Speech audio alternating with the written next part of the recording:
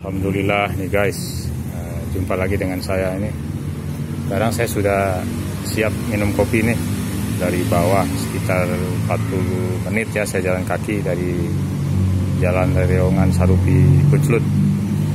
Sudah sampai di ujung Puncelut ini. Sekarang sudah ada di ujung Puncelut ini, perbatasan dengan desa Lembang ya. Jadi saya mampir di sini minum kopi. Kopinya masih bagus, masih fresh, kopi hitam tanpa gula. Kemudian pisang gorengnya juga baru direbus nih. Jadi sangat menikmati nih guys, jalan-jalan santai ya, jalan kaki ya dari bawah sambil melihat kuliner lokal. Nah ini seperti ini ya restorannya. Sepi ini, belum ada yang datang. Jadi kita bisa pesan makanan, dibuatkan. Makanannya masih fresh. Saya orang pertama nih yang sudah sampai di sini.